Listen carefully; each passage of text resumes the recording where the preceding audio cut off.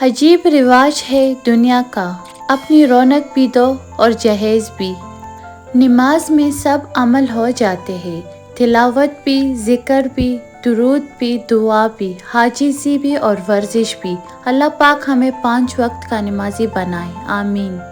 حضرت علی نے فرمایا، حق کے راستے میں سب سے بڑی سختی یہ آتی ہے کہ انسان تنہا رہ جاتا ہے۔ ہم سے زیادہ تو درویش پرندے ہیں، تھوڑا رزق اٹھایا زیادہ چھوڑ دیا۔ اچھا انسان ریاضی کے سفر کی مانند ہوتا ہے جس کی اپنی کوئی قیمت نہیں ہوتی، لیکن جس کے ساتھ جڑ جائے اس کی قیمت 10 گنا بڑھا دیتا ہے۔ نور ایسے ہی نہیں مل جاتا، تنہائیوں میں بھی مومن بننا پڑتا ہے۔ حالات کیسے بھی ہو، شکر ہمیشہ شکوے سے بہتر ہوتا ہے۔ شخصیت بن کر جیو، شخص بن کر نہیں، کیونکہ شخص تو خاک ہو جاتے ہیں لیکن شخصیت زندہ رہتی ہے۔ اپنی حالات کا بھی احساس نہیں ہے مجھ کو، اوروں سے سنا ہے کہ پریشان ہوں میں۔ کسی کا سکون چھین لینے کا کفارہ عبادت کر کے ادا نہیں کیا جا سکتا۔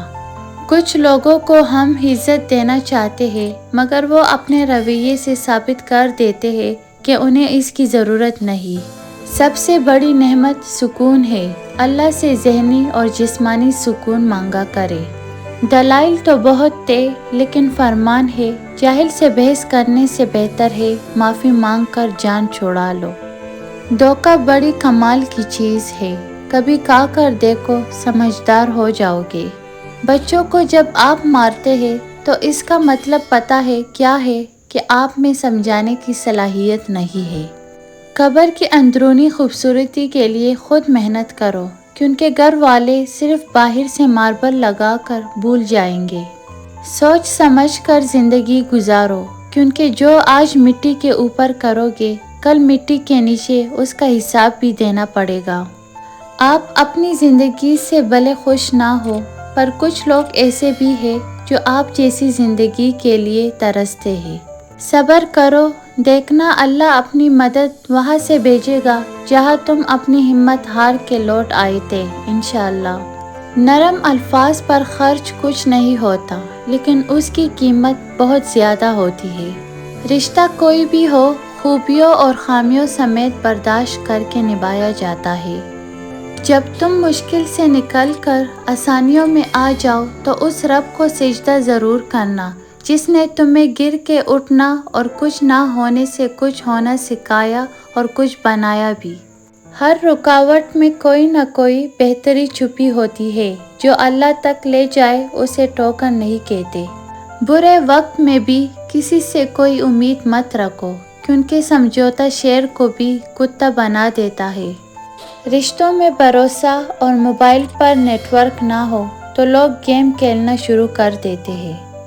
والدین سے جھگڑا نہ کرو، خواہ تم حق پر کیوں نہ ہو۔ الفاظ بڑی اہمیت رکھتے ہیں، اپنی تربیت کے حساب سے بولا کرو، ماحول کے حساب سے نہیں۔ حضرت علی نے فرمایا، رشتوں کو جوڑے رکھنے کے لیے کبھی اندھا، کبھی بہرا تو کبھی گونگا ہونا پڑتا ہے۔ رشتے جب ٹوٹنے پہ آ جائے تو اچھائیاں اچانک غائب اور برائیاں ایک ایک کر کے سامنے آنا شروع ہو جاتی ہے۔ پر پرندوں کے ہی اچھے لگتے ہیں، اگر انسان کے نکل آئے تو پھر وہ بربادی میں عروج پر پہنچتا ہے۔ خوش رہنا بادشاہ بننے سے بہتر ہے۔ انسان اپنے اخلاق کی وجہ سے دل میں اتر جاتا ہے یا دل سے اتر جاتا ہے۔ غلط اوزاروں کے ساتھ محنت کرنے کا کوئی نتیجہ نہیں نکلتا۔ ہم نے اخلاق کے شیشے میں لہو پیش کیا، پھر بھی لوگ منافق تھے، منافق ہی رہے۔ کچھ تبدیلیاں اذیت ضرور دیتی ہے لیکن لازمی ہوتی ہے۔